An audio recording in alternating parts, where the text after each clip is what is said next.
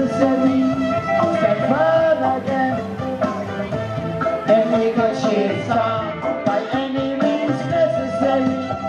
We'll fight against all them oppression. This truth cannot be denied. Them gonna run, but them can't hide. The system gonna build upon the sub. The rich get more, while the poor get less. A lot of peace that needs to be. So keep on like a pyramid scheme. The rally that we're having here today is a rally against prisons and police brutality. It's really motivated by a desire to be in solidarity with people in the United States who have a month of resistance, the month of October resistance against mass incarceration, criminalization of an entire generation, and police brutality. So we're mobilizing and just doing some education with people here. New Zealand has one of the highest rates of imprisonment in the Western world. It imprisons its indigenous population, Māori, rate that is far in excess of its white population, and it is demonstrated. The state's own institutions have demonstrated racism at every stage of the criminal justice system, from arrest to prosecution to sentencing.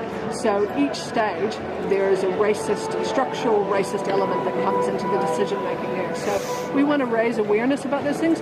Also, we want to raise awareness about the struggles of people around the world for freedom, for liberation, the struggles that people have waged here in Aotearoa. So highlighting some of the histories of political prisoners here and some of the ongoing struggles for political prisoners around the world. So we're really, mostly engaging in an act of solidarity, but also an act of resistance and active education, and wanting to shift the discourse a little bit. You know, we want to take the discourse away from law and order, away from this kind of crime prevention, to a much more positive, transformative justice about taking our communities forward against capitalism, against racism, against homophobia, and against police brutality and imprisonment, which are actually just totally harmful things in our society. They do very little to address issues of crime. Mostly what they do is cause quite a lot of community harms. And what they've found is that most people who engage in criminal behaviour actually would outgrow it in their late teens and early 20s. But one of the main things that keeps people on the path for a life of crime for longer is actually being exposed to imprisonment. Police, for example, just recently have been in violation of the law for going into people's private parties and busting up private parties and basically just beating the shit out of everybody at these private parties. We've got much more endemic problems with police rape. So all the way to the top of the police structure, we've got police officers who've been accused of raping women, gang rape.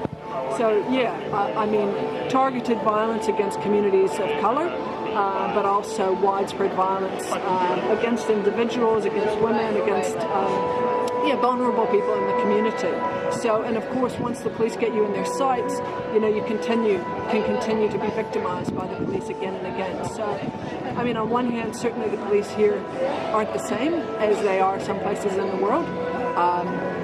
But I think also that, like most places in the world, a great majority of the middle-class white population has no exposure to the police other than occasionally getting stopped perhaps for a traffic infringement. So there's a real disconnect between the experiences of a wide part of the community with another part of the community. They just have kind of no relationship. And you see that in the prisons, you know, where most of the prisons are full of Māori.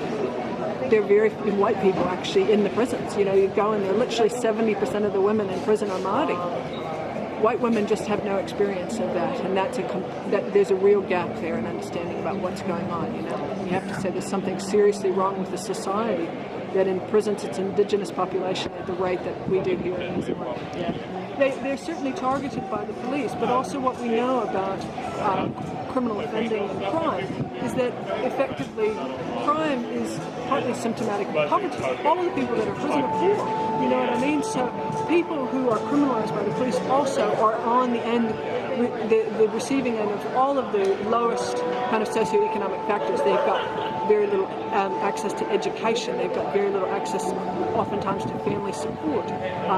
They've got very little in the way by work experience or work opportunities. Like, all of these things act together as in concert. Like, it's not just one thing or another, it's a whole raft of those things acting together really to facilitate those people effectively into the doors of the prison. I'm interested in shifting people's ideas away from the idea that locking people up in cages is a way of dealing with crime.